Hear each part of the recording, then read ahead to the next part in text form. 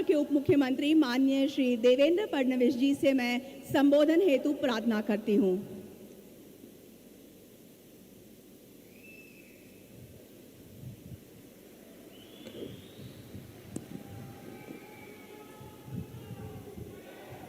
हिंदवी स्वराज्याचे सरसंस्थापक छत्रपती शिवरायांना मानाचा मुजरा करतो।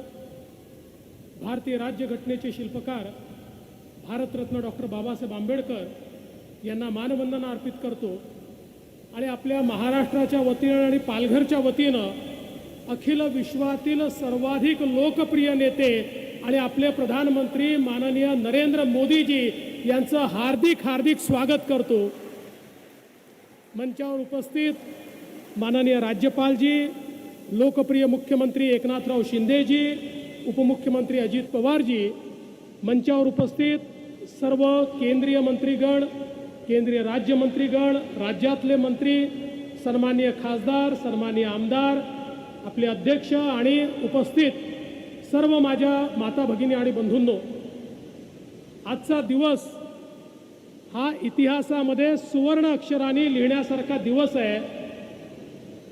आपल्याला सगळ्यांना कल्पना आहे, मुंबई आणि हा सगळा भाग देशाची आर्थिक राजधानी झाला, कारण मुंबईमध्ये मुंबई पोर्ट आणि JNPT पोर्टमुळे आपण नंबर 1 ठरलो।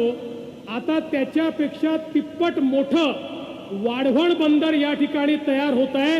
गेले 30 वर्ष 40 वर्ष आपण नंबर 1 JNPT आणि मुंबई पोर्टमुळे राहिलो। पुढचे 50 वर्ष महाराष्ट्र पहिल्या क्रमांकावर राहील या वाढवण बंदरामुळे।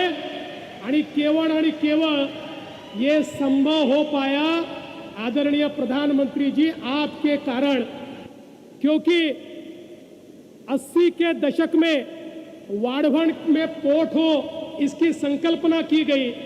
ध्यान में यह आया कि पूरे देश में 20 मीटर डीप ड्राफ्ट केवल वाढवण में हमको उपलब्ध है और कहीं नहीं है। इसलिए यहाँ पर अगर पोर्ट तैयार होगा तो भारत एक मैरीटाइम पावर बनेगा।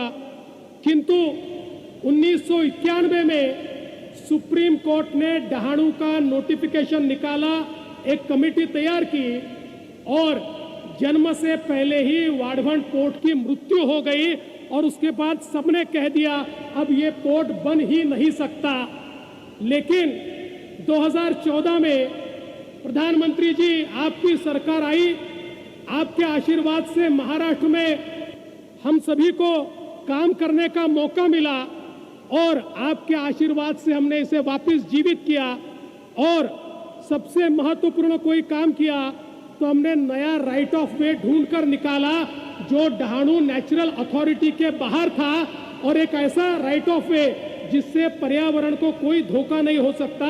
और उसके कारण ये जो 91 का नोटिफिकेशन था, उस नोटिफिकेशन से ये वाढवण पोर्ट बाहर निकला और आपने इसको नेशनल पोर्ट का दर्जा दिया। और मुझे बहुत खुशी है, सुप्रीम कोर्ट तक हर जगह हम लोग जीतते गए और आज की ये परिस्थिति है कि वाढवण का शिलान्यास आपके हाथ से हो रहा है। और मैं ऐसा कहता हूं, किसी भी देश के इतिहास में एक ऐसा वाकया होता है जो उस देश के लिए टर्निंग पॉइंट होता है।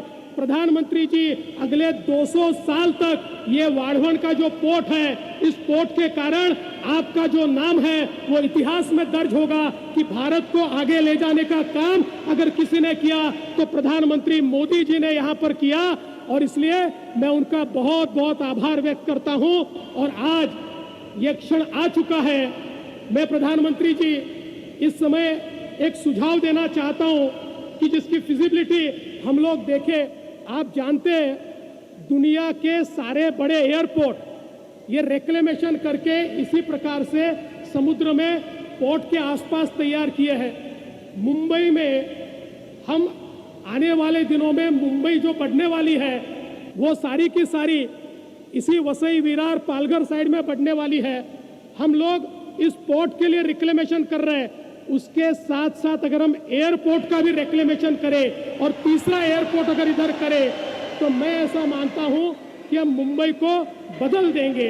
मैं जाते जाते इतना ही कहना चाहता हूं, इस जो ये बंदर है इसको तैयार करते समय एक चीज का ध्यान रखा गया, हमारे जो मछुआरे हैं, हमारी जो फिशिंग कम्युनिटी है, उसके जीवन में सकारात्मक परिवर्तन आए।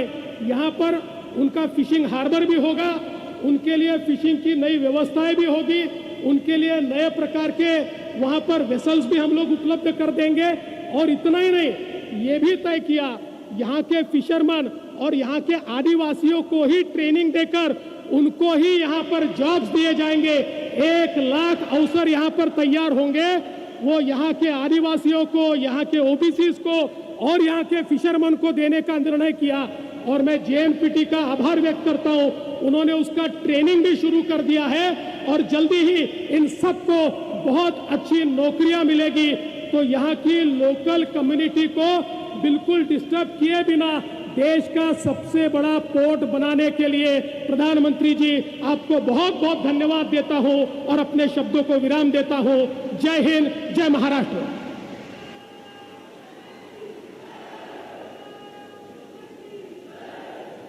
बहुत बहुत धन्यवाद।